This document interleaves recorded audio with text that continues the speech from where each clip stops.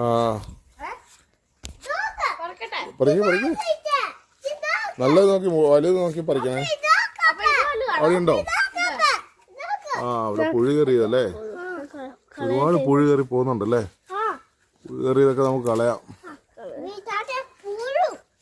വൃത്തിയിട്ട പുഴു അത്. നല്ലത് നോക്കി അത് മൂത്തില്ല. മൂത്ത് നോക്കി പറിക്കേ.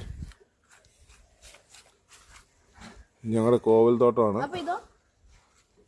പറിച്ചു കഴിഞ്ഞിട്ടാണ് ചോദിക്കുന്നത് നല്ലതാണോന്ന്. അത് കുഴപ്പമില്ല. ഞാൻ പറഞ്ഞ പോലെ പറിച്ചു. അതിൻ്റെ ആ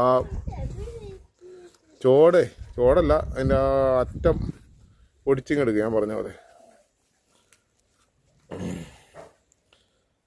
മുരിങ്ങ, നമ്മുടെ തണ്ണിമത്തൻ. ഇതാണ് തണ്ണിമത്തൻ. ഉണ്ടായി വരുന്നുണ്ട്. തൊട്ടില്ലേ ഒരു തണ്ണിമത്തൻ ഉണ്ടായി പിടിച്ച് വരുന്നുണ്ട്. പൂവൊക്കെ ഇട്ടിട്ടുണ്ട്. ബീൻസ് പൂവൊക്കെ ഉണ്ടായി.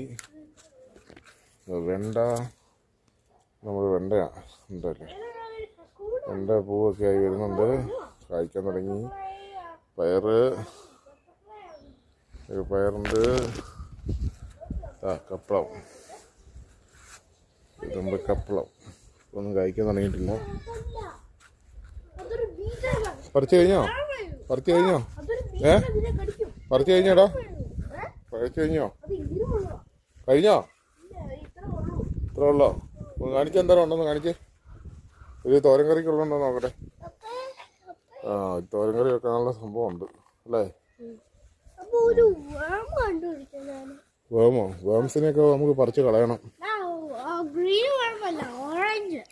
ഈ വേംസ് പോകാനായിട്ട് എന്തെങ്കിലും ഒരു മരുന്നുണ്ടെങ്കിൽ ഒന്ന് പറഞ്ഞു തരണേ. ആരെങ്കിലും അറിയാവുന്ന ആരെങ്കിലും, വീഡിയോ കാണുന്ന ആർക്കെങ്കിലും ഈ വേംസിനെ കളയാം. ഇതിൻ്റെ ഈ പുഴുക്കൾ ഒരുപാട് വരുന്നുണ്ട്.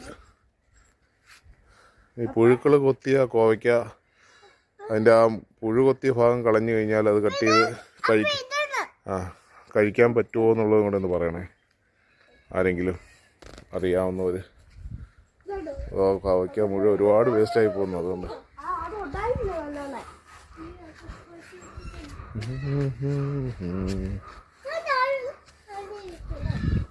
രാവിലെ ഇങ്ങനെ വിളവെടുക്കുക എന്ന് പറഞ്ഞൊരു സന്തോഷമാണ്. പ്രത്യേകിച്ച് വിളവെടുക്കാനൊന്നുമില്ല.